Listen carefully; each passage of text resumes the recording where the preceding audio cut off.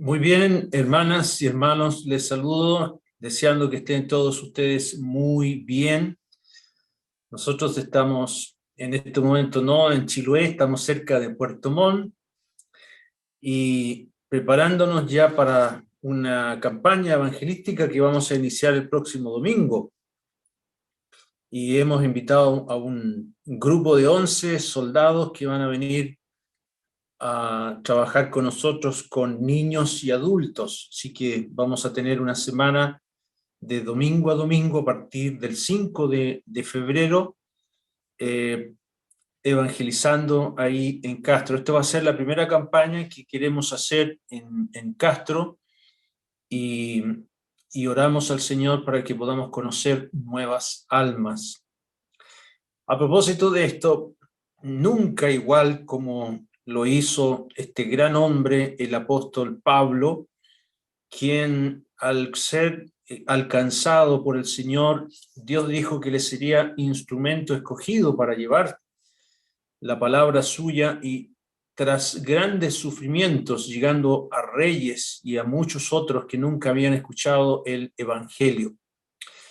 Aquí en este mapa del segundo viaje misionero uno se puede dar cuenta que el apóstol Pablo llegó más allá de la región de Galacia, donde estuvo visitando en su primer viaje misionero. Este segundo viaje misionero va a alcanzar hasta Macedonia, allá va a llevar la palabra de Dios a Filipos, va a pasar por Tesalónica y va a pasar posteriormente a Corinto, y de allí pasan por Éfeso y se devuelven a Antioquía, la misma asamblea donde salieron también al comienzo. Es un viaje larguísimo.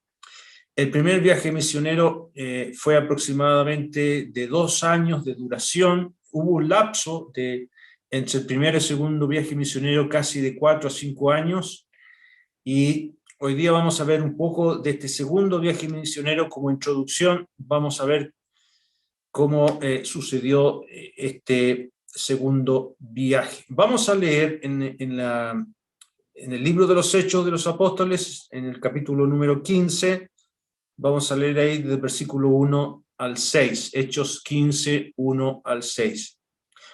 Dice: entonces algunos que venían de Judea enseñaban a los hermanos: si no os circuncidáis conforme al rito de Moisés, no podéis ser salvos.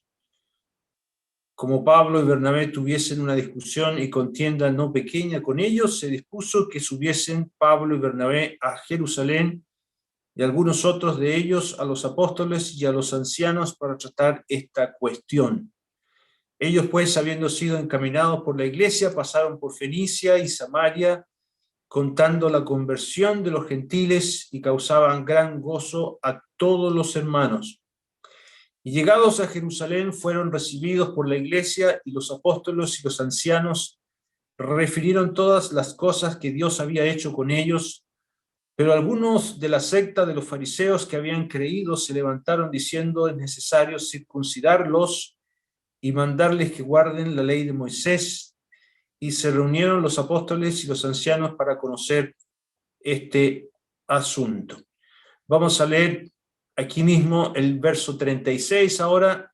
En el verso 36 nos dice: después de algunos días, Pablo dijo a Bernabé: volvamos a visitar a los hermanos en todas las ciudades en que hemos anunciado la palabra del Señor, para ver cómo están. Y Bernabé quería que llevasen consigo a Juan, el que tenía por sobrenombre Marcos. Pero a Pablo no le parecía bien llevar consigo al que se había apartado de ellos desde Panfilia y no había ido con ellos a la obra. Y hubo tal desacuerdo entre ellos que se separaron el uno del otro. Bernabé, tomando a Marcos, navegó a Chipre, y Pablo, escogiendo a Silas, salió encomendado por los hermanos a la gracia del Señor, y pasó por Siria y Cilicia, confirmando a las iglesias. Ahí en el verso 26 comienza el segundo viaje, el verso 36 comienza el segundo viaje misionero. Y por cierto, es muy llamativo, queridos hermanas y queridos hermanos, cómo antes de que se inicie este segundo viaje misionero, aparecen estos nudos, dos nudos entre hermanos, los habituales nudos mientras llegamos a la gloria, mientras llegamos a nuestro Padre. A mí me llama mucho la atención lo que le dijo José a sus hermanos. ¿Se acuerdan cuando José se manifestó a sus hermanos y ellos tenían miedo de que José tuviese alguna represalia contra ellos? Y les dijo que no tuviesen miedo. Y los envía de regreso a su padre para que vayan y le cuenten la noticia que él vive. Y nos dice ahí en el libro de Génesis que los despidió a ellos y les dijo: no riñáis por el camino, no peleen, no discutan. Así les dijo, mientras ellos iban a su padre. Y lo mismo, hermanas y hermanos, pasa con nosotros. Habitualmente, cuando uno quiere servir al Señor, se presentan estos obstáculos entre nosotros mismos, desacuerdos, desavenencias, y como dice el libro de Proverbios, el hermano ofendido es más tenaz que una ciudad fuerte, y las contiendas de los hermanos son como cerrojos de alcázar, dice, o cerrojos de una ciudad, dificilísimos de poder abrirlos. Eso dice ahí Proverbios 18-19. Y el primer conflicto grave que se suscitó fue este problema con los creyentes judíos, creyentes que se habían convertido al Señor y querían judaizar a los gentiles o a los creyentes del pueblo gentil que se habían convertido al Señor. Y nos dice ahí, en el verso número 1, dice, algunos que venían de Judea enseñaban a los hermanos: si no circuncidáis conforme al rito de Moisés, no podéis ser salvos. Y fue realmente una pretensión de obligar a los convertidos a circuncidarse, a guardar la ley y practicar este rito de Moisés de la circuncisión, que era una señal en el prepucio de los varones, identificándoles como judíos, tal como sucedió con Abraham cuando celebró Dios con él aquel pacto allá en Canaán. Entonces, esto era realmente una contradicción a todo lo que el apóstol Pablo estaba enseñando. En el verso número 5 nos dice: pero algunos de la secta de los fariseos que habían creído, aquí parece ser que habían creyentes dentro de esa secta de fariseos, creyentes convertidos al Señor, decían ellos: es necesario circuncidarlos y mandarles que guarden la ley de Moisés. Y este grave error el apóstol Pablo y Bernabé lo tienen que tratar, y se produce una seria disputa con estos que querían judaizar al cristianismo. Entonces, este grave error, hermanos, en algún sentido todavía persiste en el mundo así llamado cristiano. Ya la iglesia de la Reforma y la iglesia evangélica mantienen ciertos rasgos equivocados respecto de lo que es Israel y respecto de lo que es la iglesia. ¿Cuáles son esos errores? La iglesia de la Reforma, comandada por grandes predicadores en la antigüedad y hoy día también, como John Piper, como Zugel Michelinen. No sé si ustedes han escuchado, yo he escuchado algunos comentarios y grabaciones de Zugel Michelin. Él originalmente creía en el arrebatamiento de la iglesia, pero migró a una posición de que no hay arrebatamiento de la iglesia, que no hay milenio, que todas las bendiciones de Israel han sido traspasadas a la iglesia. En pocas palabras, tanto él como Robert Charles Sproul y otros más de la iglesia de la Reforma creen que la iglesia reemplaza a Israel, ¿ya? Y eso, hermanos, es error, no está bien tal error, ¿ya? Por ejemplo, el apóstol Pablo dice ahí, si quieren me acompañan, en la carta a los Romanos, capítulo número 11, en el verso número 1, Pablo pregunta, digo pues, ¿ha desechado Dios a su pueblo, a Israel? En ninguna manera. Porque también yo soy israelita de la descendencia de Abraham, de la tribu de Benjamín. No ha desechado Dios a su pueblo, al cual desde antes conoció, etcétera, etcétera. Y ahí el apóstol Pablo explica que hay un remanente, que Dios tiene un remanente, ya, y así como Elías creía que no quedaban más, la divina respuesta dice en el verso 4, me he reservado 7,000 hombres que no han doblado la rodilla delante de Baal. Así también aún en este tiempo ha quedado un remanente escogido por gracia. Y ellos insisten que el remanente es la iglesia, y eso es falso. Aquí todo el contexto de Romanos 9, Romanos 10, Romanos 11 tiene que ver con Israel, el pueblo soberanamente escogido por Dios. De manera que sobre el mundo hay 3 clases de pueblo. Vamos a leerlo en 1 Corintios, capítulo número 10, versículo número 32. 1 Corintios 10, 32. Dice, no seáis tropiezo, ni a judíos, primer pueblo, ni a gentiles, segundo pueblo, ni a la iglesia de Dios, tercer pueblo. O sea, sobre la tierra existen estos 3 pueblos. Los judíos, los gentiles de las naciones que no son judías, chilenos, peruanos, argentinos, colombianos, venezolanos, canadienses, alemanes, etcétera, etcétera, etcétera, son las naciones gentiles, el gentilicio, la humanidad. Y ellos del mundo judío y del mundo gentil que se convierten al Señor pasan a ser la iglesia de Dios, ¿ya? Estos son los 3 pueblos que están sobre la tierra. Cuando el Señor venga a buscar a la iglesia, quedarán solamente los judíos y los gentiles. Y la gran tribulación y todo lo que viene en el futuro afectará ¿a quién? A los judíos y a los gentiles, pero no a la iglesia.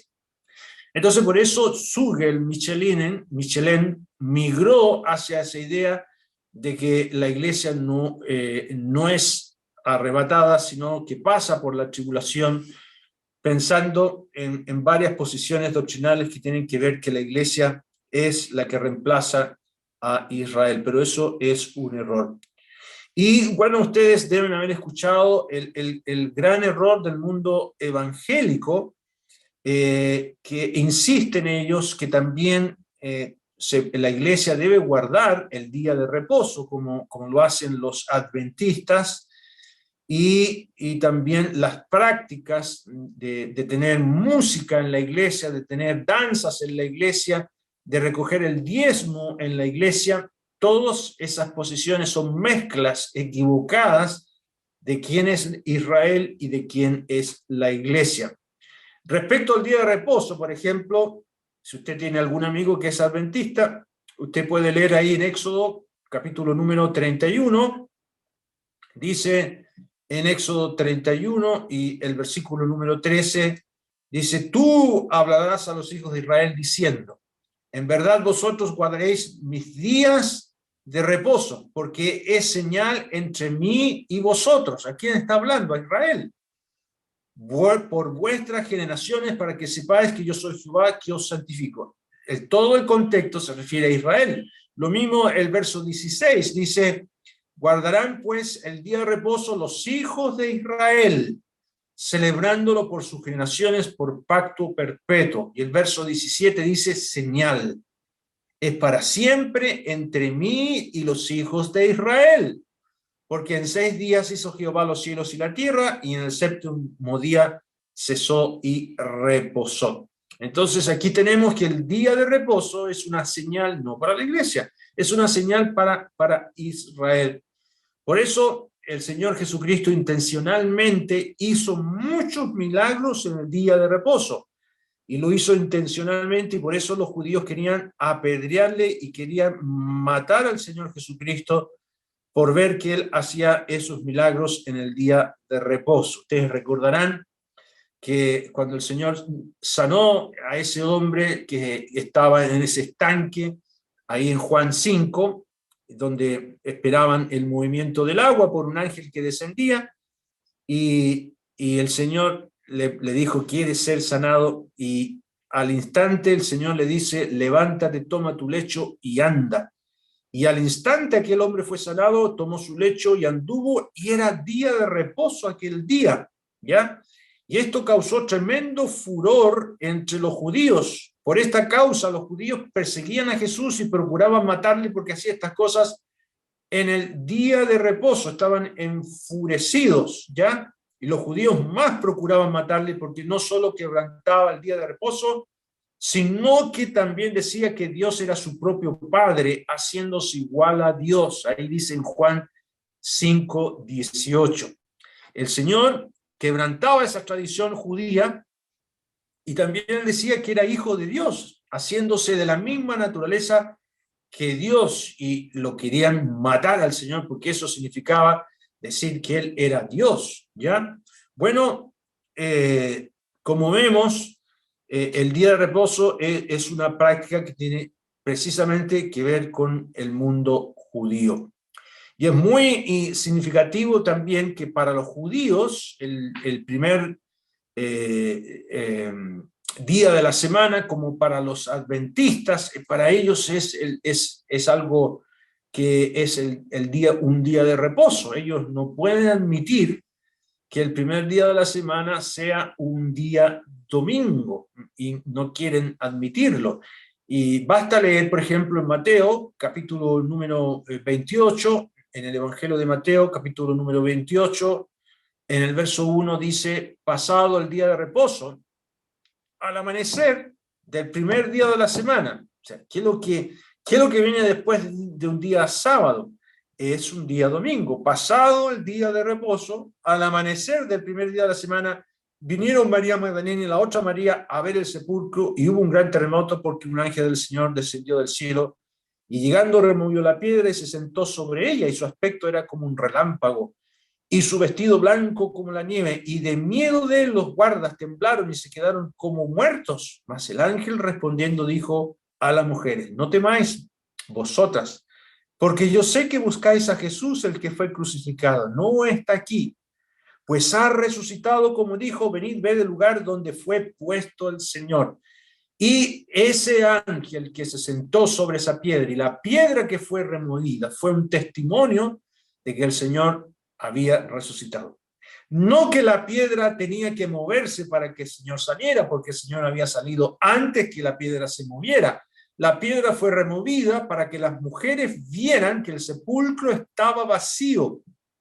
¿Y cuándo sucedió eso? Un primer día de la semana. Eso es un día domingo. Por eso en el Evangelio de Juan también, cuando el Señor apareció al mismo día, estaban las puertas cerradas, se presentó delante de los apóstoles y les dijo, paz a vosotros. Y ahí en el Evangelio de Juan dice, 8 días después. Y eso es exactamente otro domingo, ¿ya? Entonces, el Señor intencionalmente resucitó un día domingo. Y también se puede sacar la cuenta que intencionalmente el Espíritu Santo descendió para formar la iglesia un día domingo, ¿ya? Entonces, el día domingo es muy importante para la doctrina de que la iglesia es muy distinta a Israel, ¿ya? Bueno, y hay muchas otras cosas que podemos, yo no quiero detenerme en eso, el tema de por qué no se usan instrumentos en la alabanza en el pueblo de Dios hoy día, es porque es una práctica judía. El mundo judío adora a Dios bajo los sentidos, con los 5 sentidos. Nosotros, los creyentes de la iglesia, no adoramos al Señor bajo los sentidos, sino es una adoración espiritual del corazón y no se necesitan instrumentos. Quiero leerles solamente en el libro de Amós, ese profeta que aparece ahí como los profetas menores, no sé por qué le llaman así, en el capítulo número 5, en el verso 21, Amós 5:21 dice, Dios dice por él, abominé vuestras solemnidades y no me complaceré en vuestras asambleas. Y si me ofreciereis vuestros holocaustos y vuestras ofrendas, no las recibiré, ni miraré las ofrendas de paz de vuestros animales engordados. Quita de mí la multitud de tus cantares, pues no escucharé las salmodias de tus instrumentos. Y Dios estaba harto de estos instrumentos musicales. Y nos dice en este mismo libro de Amós, ahí en el capítulo 6, en el versículo número 5, 6:5, dice, gorgojean al son de la flauta e inventan instrumentos musicales como David. Los instrumentos musicales los inventó ahí en ese tiempo, ya eran muy antiguos, pero David introdujo y los inventó y los colocó en el culto judío a Dios. Pero Dios se cansó de todo aquello. Y por eso, cada vez que leemos en el Nuevo Testamento que la alabanza al Señor, la adoración al Señor es espiritual, tiene que ver con la llenura del Espíritu, y la llenura del Espíritu tiene que ver no con cantos, con música instrumental. Dice Pablo en Efesios, por ejemplo, hablando entre vosotros con salmos, con himnos y cánticos espirituales, cantando y alabando al Señor en vuestros corazones. Esa expresión significa que el instrumento musical que usamos en la alabanza en la iglesia es el corazón, tal como el apóstol Pablo lo hizo estando encarcelado, según se lee en este segundo viaje misionero, ahí en Filipos, nos dice que a la medianoche, orando Pablo y Silas, cantaban himnos a Dios y los presos los oían. ¿Y cómo cantaban himnos? ¿Tenían una guitarra? ¿Tenían algún acordeón? No, porque Pablo y Silas estaban en el cepo, estaban amarrados de pies y encadenados sus manos, no tenían ni un instrumento musical, pero cantaban himnos.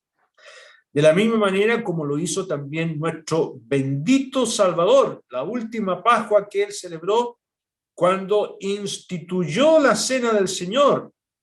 Dice, cuando hubieron cantado el himno, que es muy probable que eran estos cantos de los salmos, del Salmo 116, si no me equivoco, hasta el Salmo 118, ellos cantaban este himno. Cuando hubieron cantado el himno, salieron al monte de los olivos, y ahí no se menciona ningún instrumento, solamente el corazón, ¿ya? Entonces, en la iglesia no danzamos, no hacemos sacrificios, no hay diezmo. En ninguna carta de los apóstoles aparece la insinuación alguna a dar el diezmo. Esto nos indica que el pueblo de Dios es un pueblo espiritual, mientras que Israel es un pueblo terrenal. El servicio cultual de Israel está en los sentidos. En cambio, el culto de la iglesia es un culto espiritual, ¿ya? Y eso es muy necesario, hermanos, tenerlo en claro. Muy bien.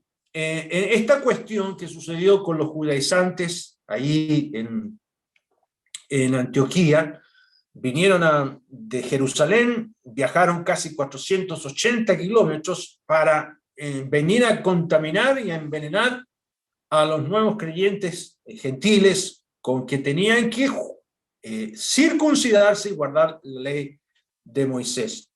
¿Y qué es lo que hicieron? Volvamos al libro de los Hechos, capítulo número 15, en el verso número 2.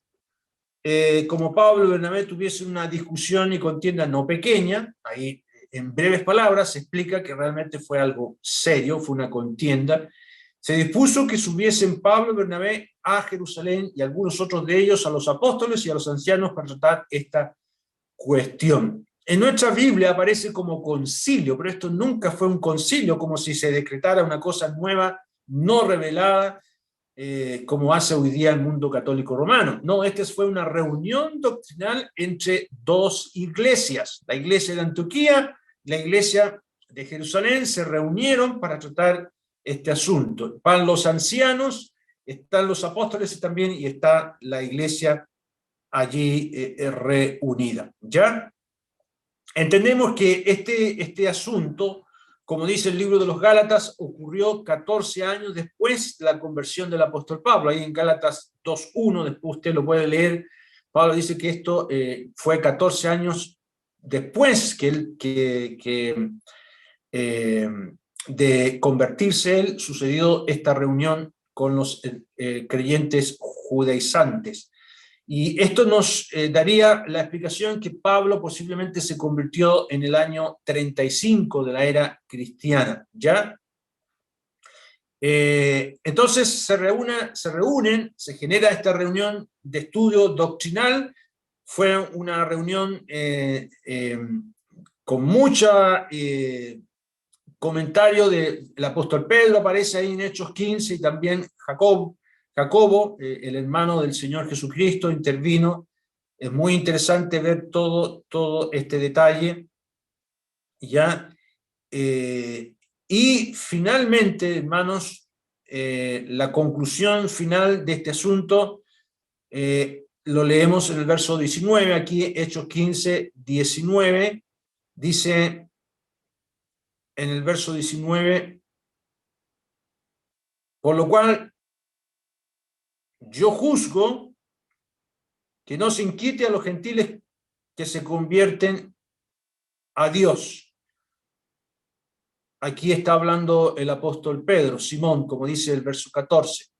Y ahí en el verso 19 dice, por lo cual yo juzgo que no se inquiete a los gentiles que se conviertan a Dios, sino que se les escriba que se aparten de las contaminaciones de los ídolos, de fornicación, de ahogado y de sangre, etcétera, etcétera.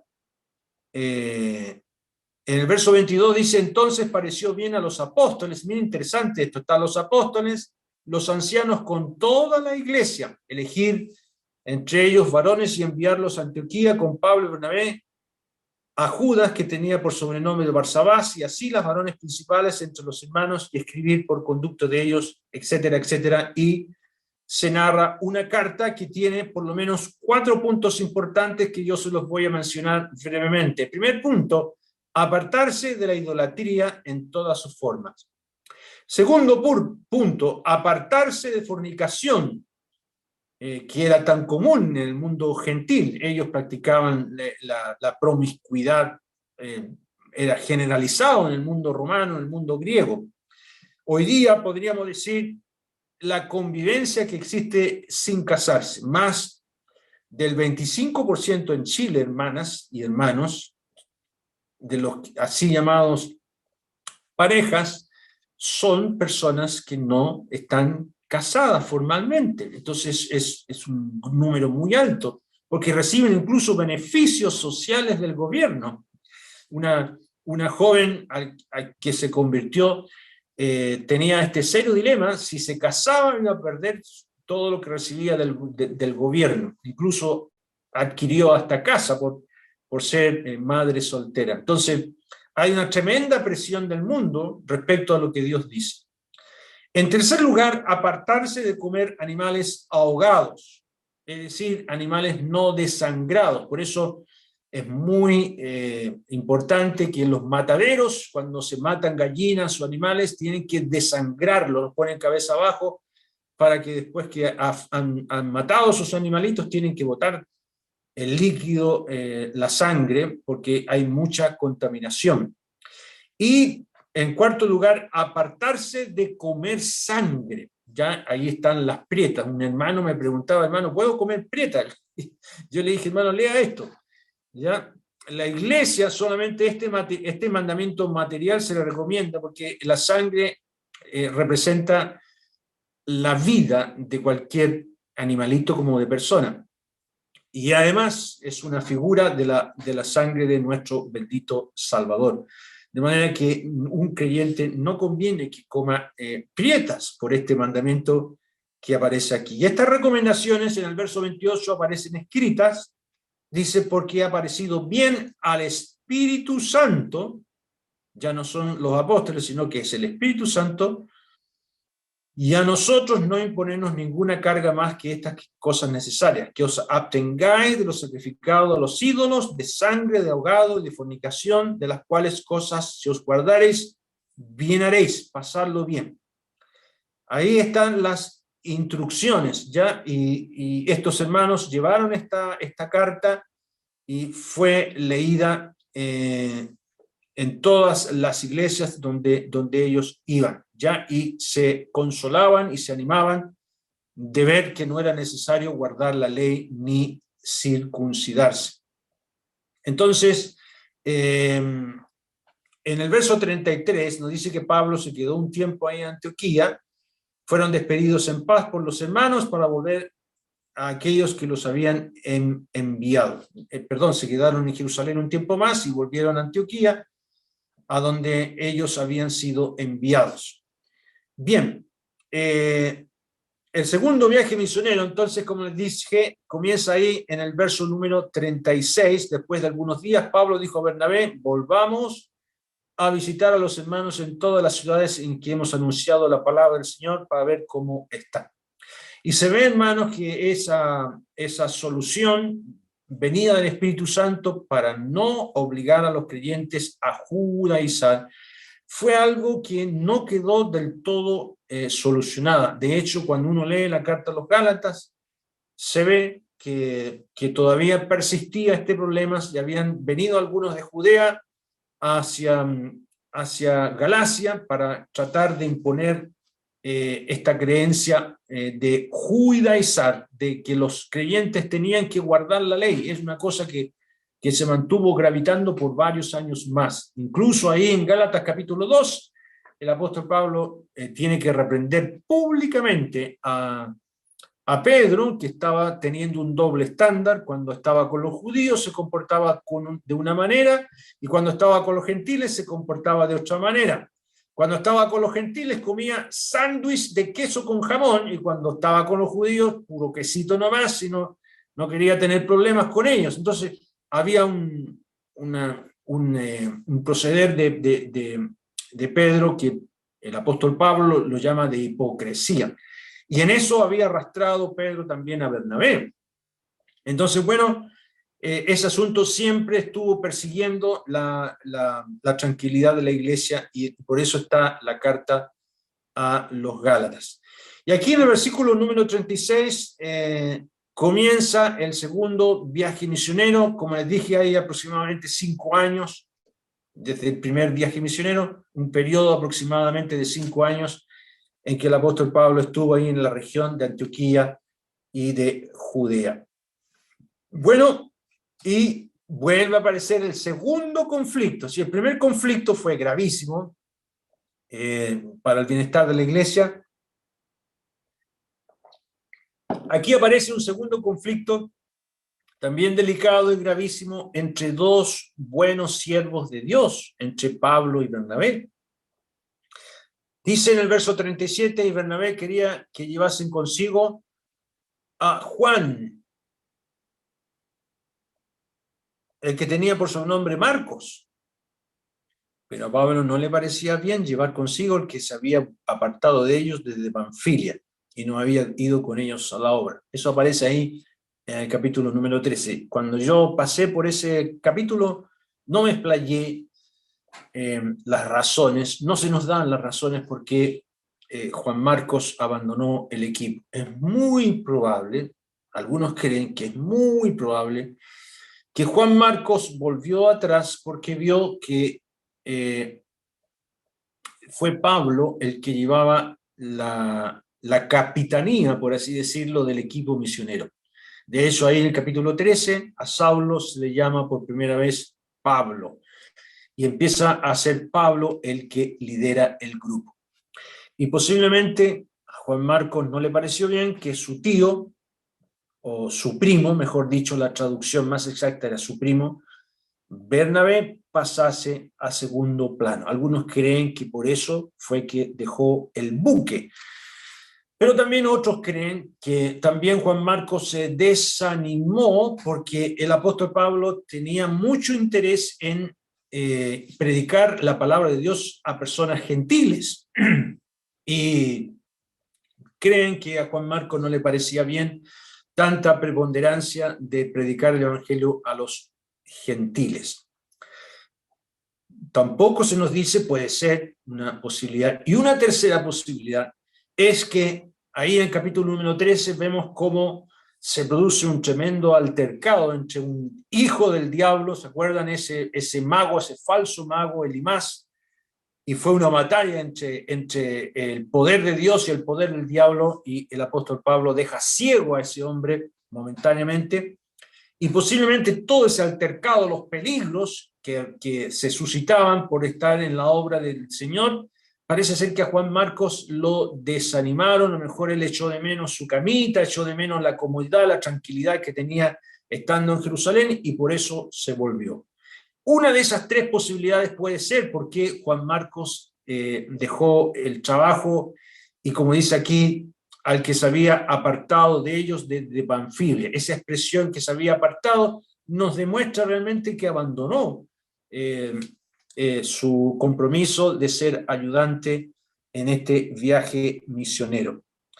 Ahora, en el verso 39 dice, hubo tal desacuerdo entre ellos. Esa expresión es también muy llamativa porque significa una fuerte excitación de ánimo. Así lo traduce otra versión de la Biblia. Una fuerte excitación de ánimo. Y esto es interesante también porque la Biblia no esconde, hermanos, no esconde los fracasos de sus siervos y los problemas que hay en la vida de los creyentes en el Señor. Aquí aparece este desacuerdo que produjo una división entre ellos. Hubo tal desacuerdo que se separaron el uno del otro. Bernabé, tomando a Marcos, navegó a Chipre, y Pablo, cogiendo a Silas, salió encomendado por los hermanos a la gracia del Señor. Algunos dicen que, bueno, fue Pablo el que fue encomendado a la gracia del Señor, fue Pablo el que el Espíritu Santo lo lleva a fundar iglesias, pero no es eso no significa que el Espíritu Santo no usara a Bernabé y a Juan Marcos, ¿ya? De hecho, muchas iglesias se formaron por el viaje misionero que hicieron también Bernabé y Juan Marcos. Incluso ahí en Gálatas se mencionan las iglesias de Judea, de manera que habían muchas iglesias. Bueno, debemos cuidarnos. La conclusión que yo saco, hermanos, es que debemos tener mucho cuidado del temperamento impío y carnal que nos asiste a nosotros, porque, como les dije, aquí fue una fuerte excitación de ánimo que hizo explotar al apóstol Pablo y que hizo explotar al buen Bernabé. Entonces, nosotros que no somos mejores que ellos, que no les llegamos ni a los talones, podemos también, hermanos, ser causa de división en nuestra iglesia y causar serios problemas por nuestra posición, que puede ser muy lícita, pero que finalmente termina destruyendo la paz de la iglesia. Entonces, hagámonos esta siguiente pregunta. ¿Cómo se resuelven las disputas entre hermanos? ¿Cómo se disuelven las disputas entre hermanos? Yo no sé si usted se recuerda cómo lo solucionó a Abraham cuando tuvo este tremendo problema entre los pastores de Lot y sus propios pastores. Abraham dijo a Lot, no hay ahora altercado entre nosotros dos, entre mis pastores y los tuyos, porque somos hermanos. Qué buena razón, ¿no es cierto? Y le dice, no está aquí toda la tierra, yo te ruego que te apartes de mí. Si fueres a la mano izquierda, yo iré a la derecha, y si tú a la derecha, yo iré a la izquierda. Yo me acuerdo cuando éramos jóvenes, con Jorge Medina, aún solteros, estábamos ayudando a don David Roy en Rancagua. A Jorge Medina le gustaba tocar la guitarra, yo lo encontraba muy, muy bonito todo eso, entonces se nos ocurrió, le dijimos a don David, oiga, hermano David, ¿sabe por qué? Nosotros estábamos pensando que en la escuela dominical podíamos ocupar la guitarra, los mismos coritos que se cantan acá, podemos cantarlos con la guitarrita, va a salir bonito, van a venir más niños, hacen todo. Y el paciente y amoroso hermano David nos quedó mirando y nos dijo, bueno, si ustedes quieren hacer eso, búsquense otro lugar. Así que no, nos quedamos mirándonos, o en pocas palabras nos dijo, bueno, si ustedes van a la izquierda, yo me voy a la derecha. Nos quedamos mirando con Jorge, tragamos saliva, y dijimos, bueno, ¿qué le vamos a hacer? Nosotros, ¿de a dónde vamos a formar otra iglesia? Así que, cero guitarra Jorge Medina, así que olvidémonos de esta idea y sigamos lo que hemos aprendido con nuestro querido hermano David. ¿Ya? Bueno, la solución aquí, hermanas y hermanos, es que debemos aprender que Dios nos ha llamado a la paz. Debemos ser agentes de paz, como lo escribe Santiago en el capítulo 3, versículo 18, dice Santiago, el fruto de justicia se siembra en paz para aquellos que hacen la paz. Y Santiago es muy sabio en decir esto. Usted no sabe acá nada, hermano. Es que sabe, hermano, el griego dice esto, que yo conozco la Biblia, que yo he estudiado esto. No, hermano. Usted puede saber mucho de la Biblia, pero si lo que usted está promoviendo no sirve para la paz de la iglesia, no siga adelante, ¿ya? Bueno, ¿qué sucedió con esta solución abrámica que hicieron Pablo y Bernabé? Uno podría pensar que terminaron enojados. No, no terminaron enojados. Esta decisión que tomó el apóstol Pablo y Bernabé delante del Señor generó nada menos que dio 2 viajes misioneros, ¿ya? Se generaron 2 viajes misioneros. Por eso dice ahí en el verso 40, Pablo escogiendo a Silas, salió encomendado por los hermanos a la gracia del Señor, etcétera, etcétera. Ahí vemos al apóstol Pablo junto a Silas, fueron para para Siria y Cilicia, ¿ya? Y Bernabé navegó para Chipre, la isla donde él nació, ¿no?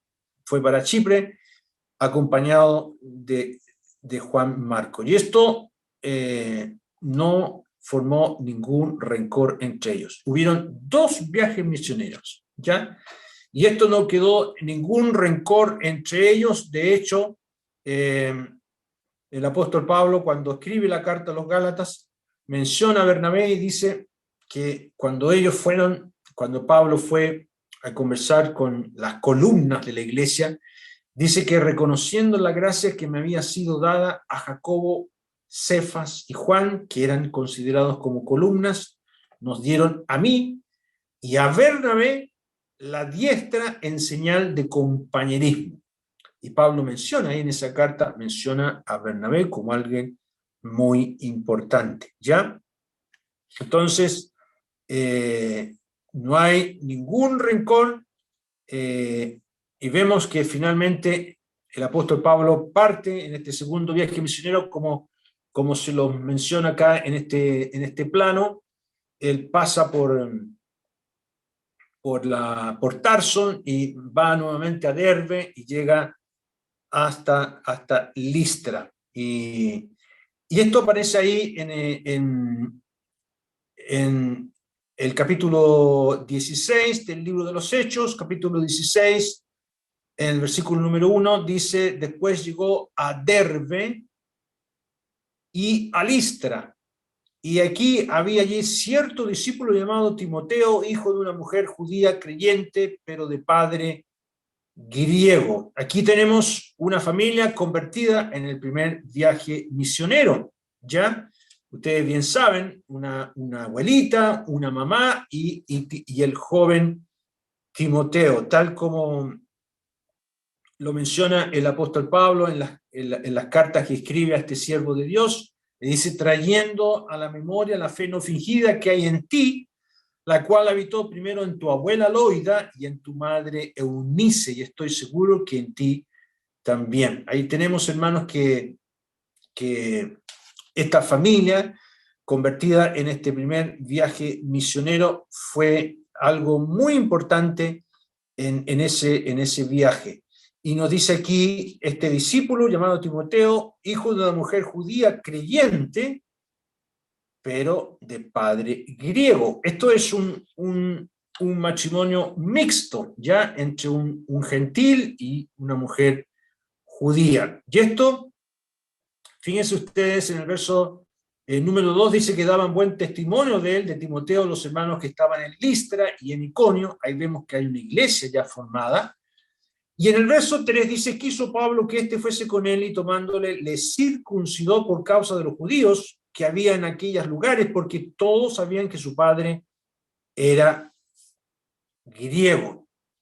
Y yo quiero terminar, hermanos, la intervención mía en esta introducción a este segundo viaje misionero, en cómo el apóstol Pablo es un hombre no llevado de ideas propias, es un hombre que busca la paz. Fíjese que recién en el capítulo 15 quedó zanjada la disputa contra los judaizantes, ¿ya? Pero Pablo va a hacer algo sorprendente, va a circuncidar a Timoteo. Ya en el verso 3 dice que quiso Pablo que Timoteo fuese con él y tomándole le circuncidó por causa de los judíos. ¿Por qué realizó Pablo esto? Saben ustedes que como Timoteo era hijo de un padre griego y de una madre judía, los judíos veían los matrimonios mixtos como matrimonios no válidos. Y sus propios familiares consideraban a esta judía casada con un griego, la consideraban como una persona muerta. No la respetaban, no la valoraban, de manera que esta mujer estaba sola, totalmente sola de su familia judía. Entonces, cuando Pablo hace este acto de circuncidar a Timoteo, está dando por válido este matrimonio. Mire qué interesante esto, hermano. La discriminación judía que existía en ese tiempo era muy grande. Y el apóstol Pablo no hace esta discriminación. Él dice, yo reconozco al al circuncidar a Timoteo, Pablo está diciendo, lo reconozco como también una persona judía, ¿ya? En segundo lugar, Pablo quería evitar discordias con los judíos. Esto lo dice Pablo, por ejemplo, en 1 Corintios capítulo número 9, versículo 19, dice ahí en 1 Corintios 9, 19, por lo cual, siendo libre de todos, me he hecho siervo de todos para ganar a mayor número.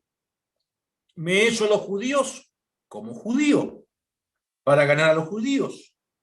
A los que están sujetos a la ley, aunque yo no esté sujeto a la ley, como sujeto a la ley, para ganar a los que están sujetos a la ley. A los que están sin ley, como si yo estuviese sin ley, no estando yo sin ley de Dios, sino bajo la ley de Cristo, para ganar a los que están sin ley. Yo no sé si usted había leído esto. Esto tiene que ver con este acto que hace Pablo de circuncidar a Timoteo, porque él buscaba evitar acusaciones y malos entendidos con los judíos. ¿Para qué? Para ganar a mayor cantidad de judíos al Señor, para que ellos vieran que el apóstol Pablo no estaba traspasando las enseñanzas judías, y era un asunto bastante delicado en aquel entonces. Ahí, por ejemplo, en Hechos 21:21, le dicen los ancianos a Pablo, le hacen una recomendación cuando llega a Jerusalén, pero se les ha informado en cuanto a ti que enseñas a todos los judíos que están entre los gentiles a apostatar de Moisés, diciéndoles que no circunciden a sus hijos, ni observen las costumbres. Mire, esto es lo que decían del apóstol Pablo. Y le dicen, ¿qué hay pues? La multitud se reunirá de cierto porque oirán que has venido. Haz pues esto que te decimos. Hay entre nosotros 4 hombres que tienen obligación de cumplir voto. Tómalos contigo, purifícate con ellos, paga sus gastos para que se rasure la cabeza, y todos comprenderán que no hay nada de lo que se les informó acerca de ti, sino que tú también andas ordenadamente guardando la ley. ¿Ya? Y esto, hermanos, no es un montaje, esto es realmente buscar la paz, esto es realmente para aquellas personas que tienen prejuicios sobre ciertas cosas que son de valor para ellas. No tenemos por qué nosotros aplastarlos y decirles que son anticuados, que están fuera de moda, etcétera, etcétera, etcétera, etcétera. ¿Ya? Hoy día, hermanos, en Chile está muy fuerte este asunto entre las generaciones antiguas y las nuevas generaciones. Y esto ha causado mucho daño, hermanos, entre el bienestar y la paz de las iglesias. Hay hermanos jóvenes que dicen que los ancianos ya son antiguos, que las generaciones antiguas ya pasaron. Un joven hermano me llamó diciéndome, hermano, yo me voy de la iglesia porque a mí no me gusta andar con corbata y tampoco me gusta esto de la forma en que nos reunimos y esto que la mujer tiene que cubrirse es un asunto que está pasado de moda. Así menciona él. Y le dije, hermano, vas a causar un grave daño en tu iglesia. ¿Y qué es lo que hizo él? Tomó a su esposa y a su familia y se fue de la iglesia y arrastró a otros jóvenes con él. ¿Ya? Hoy día están en los bautistas. Bueno, ¿y por qué? Porque quieren cambiar las cosas. ¿Y porque no proceden con madurez cristiana?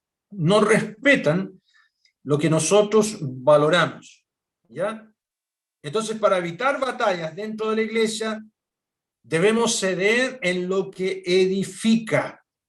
Siempre tenemos que tener eso. Muchas veces incluso conviene postergarse a sí mismo, hermanos, aun cuando nuestra posición sea verdadera. Por eso dice una de las bienaventuranzas, bienaventurados los pacificadores, porque ellos serán llamados hijos de Dios. No hay nada mejor, hermanos, que cuando yo puede que tenga la razón sobre algún aspecto, pero por la paz de la iglesia, yo me quedo callado. No estoy tratando de temas pecaminosos, estoy tratando de temas en los cuales hay maneras de ver la obra del Señor distintas, ¿ya? En nuestras iglesias, ustedes saben, hermanos, que hay una corriente de hermanos que vienen de los creyentes libres de nuestras asambleas y de los creyentes más conservadores de nuestra asamblea. Por ejemplo, el hermano David Roa es un hermano que viene de las asambleas menos conservadoras de Estados Unidos. El hermano David Roger, el hermano Andrés Kluge, el hermano don Andrés Stenhouse, el hermano don David Jones, que ya está con el Señor, el hermano Denny Hanna, son hermanos que vienen de asambleas más conservadoras. La hermana Anita Reed, el hermano David Roa, son de asambleas menos conservadoras. Y ese es un asunto, hermanos, que allá en Estados Unidos y en Canadá existe. Y posiblemente en Chile va a pasar algo parecido. ¿Y qué vamos a hacer con eso?